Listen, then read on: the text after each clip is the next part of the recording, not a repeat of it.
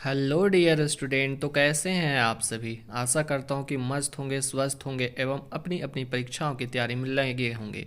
तो चलिए आज हम लोग देखते हैं 11वीं की हिंदी की पाठ्य पुस्तिका आरोह का चैप्टर नंबर 5 गलता लोहा जिसके लेखक हैं शेखर जोशी। और इसमें हम लोग लगभग 30 वीवीआई क्वेश्चन देखेंगे जो कि आने वाले एग्ज़ाम में ज़रूर से ज़रूर आएगा। तो चलिए अब हम लोग आगे बढ़ते हैं दोस्तों। शेखर जोशी, ये हैं शेखर जोशी। इनका आप छाया चित्र यहाँ पे देख सकते हैं। ये है शेखर जोशी। इनका जन्म सन 1932 अल्मोड़ा उत्तरांचल में हुआ था। उत्तरांचल ये जगह जो है सो उत्तर प्रदेश का ही एक भाग है। इनकी प्रमुख रचनाएं हैं कोसी का घटवार, सात के लोग, हलवाहा, नौरंगी बीमार है जो कि एक कहानी संग्रह है, और एक पेड़ की याद जो कि शब्द चित्र संग्रह है। इनका निधन 2022 ईस्वी में हो गया था। मतलब ये थोड़े लेटेस्ट कवि हैं। इनका निधन 2022 ईस्वी में हो गया था। डियर स्टूडेंट, शेखर जोशी जो हमारे इस पाठ के लेखक है वो नई कहानी आंदोलन के एक लेखक है। ये नई कहानी आंदोलन से जुड़े हुए एक लेखक हैं। चलिए अब हम लोग आगे बढ़ते हैं। अब हम लोग पाठ की ओर चलते हैं। पाठ का नाम है गलता लोहा, और ये गलता लोहा जो पाठ है वो जातिगत विभाजन के आधार पर लिखा गया है। इस पाठ में दो पात्रों की कहानी है। एक है आपका मोहन और दूसरा है धनराम। मोहन जो रहता है वो फॉरवर्ड जाति का है। ये फॉरवर्ड जाति का है, मतलब बड़ी जाति का है। और ये जो धनराम है ये लोहार है, मतलब ये छोटी जाति का है। इसमें एक है बंशीधर तिवारी जो कि मोहन के वृद्ध पिता हैं। एक है त्रिलोक सिंह जो कि बचपन में धनराम और मोहन दोनों के शिक्षक रहते हैं। और ये है एक रमेश जो कि लखनऊ में रहता है। और ये एक है गंगाराम जो धनराम के पिताजी हैं। तो कहानी कुछ ऐसा है इस पाठ में दोस्तों। अगर आप इसको पाठ पुस्तिका को पढ़िएगा तो उसमें भी आपको समझ में आएगा। डियर स्टूडेंट, इस कहानी में जातिगत भेदभाव को परिदृश्य किया गया है। किस प्रकार एक शिक्षक छात्रों के बीच जाति के आधार पर पढ़ने की क्षमता को देखा जाता है। जब कहानी आप पढ़ेंगे तो उसमें पाएंगे कि जब किसी भी तरह का कठिन सवाल टीचर पूछता है तो टीचर पूछने के क्रम में सबसे ज़्यादा तवज्जो वो बड़ी जाति के लड़कों को देता है। उसमें बड़ी जाति के लड़कों में रहता है एक हमारा मोहन, उससे वो अपेक्षा करता है कि वो उसका उत्तर देगा। बाकी जो छोटी जाति के लोग रहते हैं उससे उत्तर की अपेक्षा वो नहीं करता है। जो हमारे टीचर हैं त्रिलोक सिंह। इस कहानी में एक गरीब छात्र के साथ होने वाली समस्याओं के बारे में बताया गया। इस कहानी में एक गरीब छात्र के साथ होने वाली समस्याओं के बारे में बताया गया है दोस्तों। कि आप जब कहानी पढ़ते हैं तो देखते हैं कि उसमें एक गरीब छात्र जब स्कूल पढ़ने के लिए जाता है तो कितनी कठिनाइयों का सामना करना पड़ता है। ये है मोहन। मोहन ही एक गरीब छात्र रहता है, इसके पिताजी गरीब रहते हैं। ये जब पढ़ने के लिए जाता है तो कितनी कठिनाइयों का सामना करना पड़ता है। ये जब रमेश के साथ लखनऊ चला जाता है तो लखनऊ में लोग इसके साथ बहुत ही गलत व्यवहार करते हैं। इसको घरेलू कामों में बझा कर रखते हैं। इसके बाद है इस कहानी में ये भी बताया गया है कि कोई ज़रूरत नहीं है कि जो काम हमारे पूर्वज करते थे वही काम हम करें। अब जब आप कहानी के अंतिम दृश्य में जाते हैं तो वहाँ पे देखते हैं कि जब मोहन धनराम के पास जाता है तो वहाँ जाके वो लोहा के काम करने लगता है। उससे जो धनराम है वो बहुत ही चकित हो जाता है। वो कभी नहीं सोचता था कि वो फॉरवर्ड जाति का मोहन ये सब काम करेगा। उसके बाद है इस कहानी में जातिगत का आधुनिक संदर्भ बताया गया। आधुनिक संदर्भ कहने का तात्पर्य है दोस्तों कि अभी के समय में जातिगत कार्य के बल पर नहीं है। अब है सो लोग जैसा मन वैसा कार्य करते हैं। कोई फॉरवर्ड है तो वो भी बैकवर्ड का कार्य कर सकता है। ऐसा नहीं है कि कोई पंडित है तो वो पूजा ही करवाएगा। यदि वो चाहेगा तो कुछ भी कार्य कर सकता है। यदि कोई नीची जाति का लोग है तो वो टीचर नहीं बनेगा, वो भी शिक्षा के साथ जुड़े हुए हैं। चलिए अब हम लोग आगे बढ़ते हैं। कुछ यहाँ पे हम लोग क्वेश्चन देखते हैं और कुछ इसके आगे ही डिस्कशन करेंगे। क्वेश्चन है मोहन घर से क्या लेकर खेत की तरफ निकल गया। तो मोहन घर से क्या लेकर खेत की तरफ निकला? हंसुआ लेकर निकला। कहानी में आप लोग पढ़ेंगे दोस्तों, कहानी के शुरुआत में ही मोहन हंसुआ लेके खेत की तरफ निकलता है। अब इसको आगे हम लोग बढ़ते हैं। हंसुआ किसे कहते हैं? क्वेश्चन है हंसुआ किसे कहते हैं? तो घास काटने की दराती या एक औजार है। ये हंसुआ घास काटने की दराती या एक औजार है। क्वेश्चन नंबर 3 देखते हैं।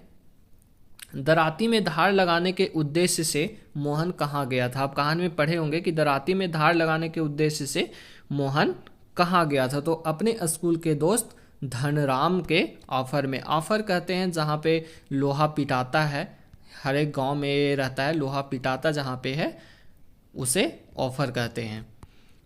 चलिए क्वेश्चन नंबर 4 की तरफ हम लोग बढ़ते हैं। मोहन ने तकनीकी स्कूल में कितने वर्ष तक पढ़ाई की? मोहन ने तकनीकी स्कूल में कितने वर्ष तक पढ़ाई की? यहाँ पे एक प्रकरण है दोस्तों कि जब वो लखनऊ चला जाता है और जो रमेश है, रमेश के घर वाले कहते हैं कि तुमने 8वीं तक पढ़ाई कर ली है, अब पढ़ाई करने की कोई ज़रूरत नहीं, आजकल लोग BA MA करके भी बेरोजगार बैठे हैं, तो तुम कुछ तकनीकी कार्य कर लो। तो तकनीकी कार्य करने के लिए चला जाता है। तकनीकी कार्य करने के क्रम में वो 1.5 वर्ष तक तकनीकी स्कूल में पढ़ाई करता है। चलिए क्वेश्चन नंबर 5 को देखते हैं।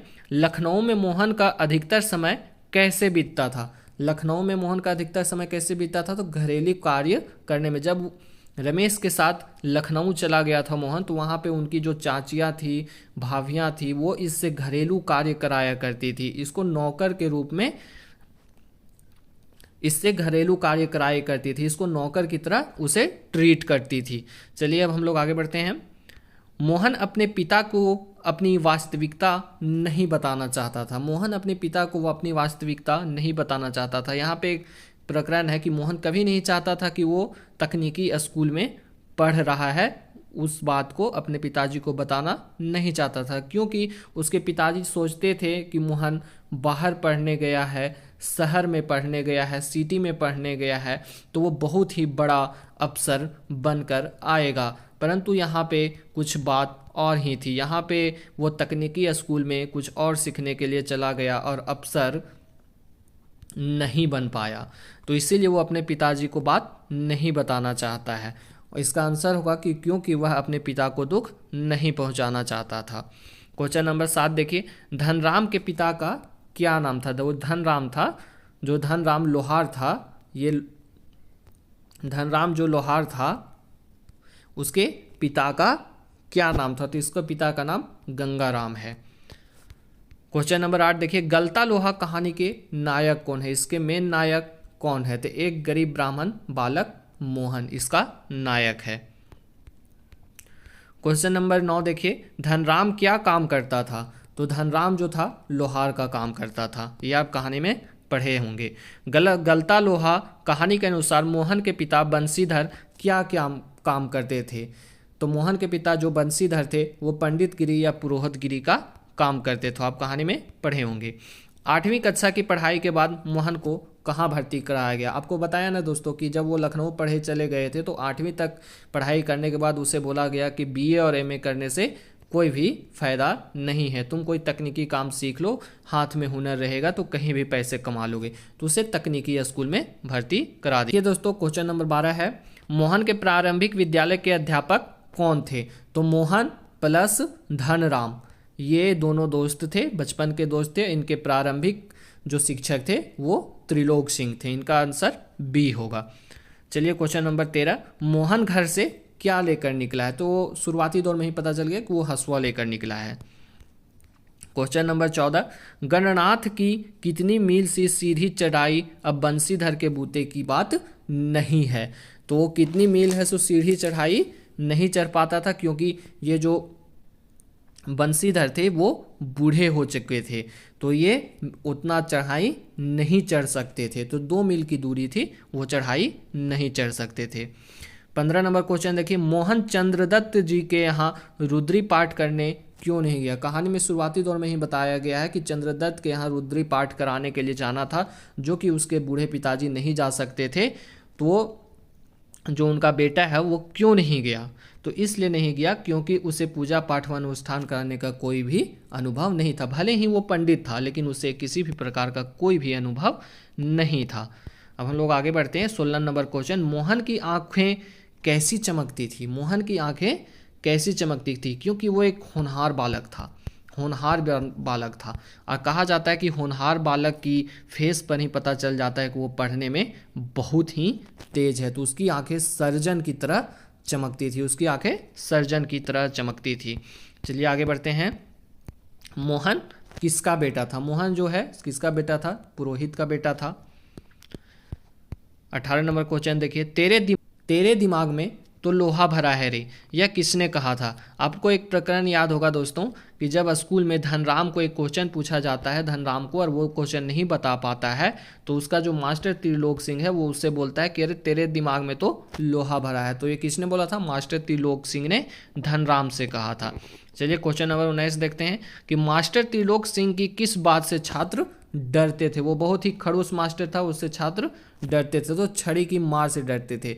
यह ऐसा मास्टर था कि जिसको मारना रहता था उसी से छड़ी मंगवाता था और उसी को मारता था। चलिए क्वेश्चन नंबर 20, मोहन को स्कूल जाने के लिए बरसात में क्या पार करना पड़ता था। तो उसको बरसात में नदी पार करना पड़ता था, क्योंकि नदी पर पुल नहीं था। इससे उसको बहुत ही कठिनाई होता था स्कूल जाने में। 21 नंबर क्वेश्चन, मोहन के पैर अनायास ही किस टोले की ओर मुड़ गए। अनायास ही किस टोले की ओर मुड़ गए, शिल्पकार टोले की ओर। शिल्पकार टोले में उसका दोस्त धनराम रहता था, जो कि एक लोहार था। और इस टोले में जो बड़ी जाति के लोग थे, उनका जाना वर्जित था। वो वहाँ पर जाके उठते बैठते भी नहीं थे। चलिए आगे बढ़ते हैं। क्वेश्चन नंबर 22, जुबान की चाबुक का क्या अर्थ है। ये क्वेश्चन बहुत ही इंपॉर्टेंट है। जुबान की चाबुक का अर्थ क्या है। तो इसका अर्थ है कड़वे वचन बोलना, मतलब खरी खोटी बोलना, कड़वे वचन बोलना। क्वेश्चन नंबर 23 देखिए दोस्तों कि मोहन कैसी बुद्धि का बालक था। तो मोहन कुशाग्र बुद्धि का बालक था, मतलब बहुत ही वो तेज दरार था वो। क्वेश्चन नंबर 24 की तरफ, मोहन के पिता ने उसे पढ़ने कहाँ भेजा था। तो आपको कहानी के अनुसार पता है कि मोहन के पिता ने उसे लखनऊ रमेश के साथ पढ़ने के लिए भेज दिया था। क्वेश्चन नंबर 25 देखिए, बंशीधर ने कहाँ जाकर चंद्रदत्त जी के लिए रुद्री पाठ करवाना था। तो गणनाथ जाकर चंद्रदत्त जी के लिए रुद्री पाठ करवाना था। क्वेश्चन नंबर 26 देखिए, मोहन के पिता बंशीधर ने धनराम से क्या झूठ बोला। धनराम से उसने यह झूठ बोला कि मोहन की नियुक्ति सेक्रेटरिएट में हो गई है, वो झूठ बोला। आगे देखिए क्वेश्चन नंबर 27 की तरफ, मोहन ने कहाँ तक की पढ़ाई की थी। तो मोहन ने 8वीं तक की पढ़ाई की थी, उसके बाद वो तकनीकी स्कूल में चला गया था। रमेश अपनी प्रतिष्ठा बनाए रखने के लिए मोहन को सबके सामने क्या बताता था। रमेश अपनी प्रतिष्ठा को बनाए रखने के लिए मोहन को सबके सामने घरेलू नौकर बताता था। चलिए आगे बढ़ते हैं। अब 29 नंबर क्वेश्चन, बस एक क्वेश्चन और बचा है। बंशीधर ने मोहन को पढ़ने के लिए लखनऊ किसके साथ भेजा था। तो ये सबको जानते हैं कि रमेश के साथ भेजा था। आगे बढ़िए। क्वेश्चन नंबर 30, गलता लोहा कहानी हमारे समाज में फैली किस व्यवस्था को उजागर करती है। तो ये हमारे जातिगत विभाजन व्यवस्था को उजागर करती है। 31 नंबर क्वेश्चन है, गलता लोहा कहानी के अनुसार उस समय ब्राह्मण वर्ग के लोगों के साथ किस वर्ग के लोगों का उठना बैठना मर्यादा के विरुद्ध माना जाता था। तो इसका आंसर होगा शिल्पकार वर्ग के लोगों के साथ, क्योंकि शिल्पकार वर्ग जो थे सो हीन जाति के थे, इनके साथ उठना बैठना ब्राह्मण के वर्ग के मर्यादा के विरुद्ध माना जाता था। चलिए दोस्तों, बहुत बहुत धन्यवाद जो आप यहाँ तक आए। ऐसे लाइक करें, सब्सक्राइब करें।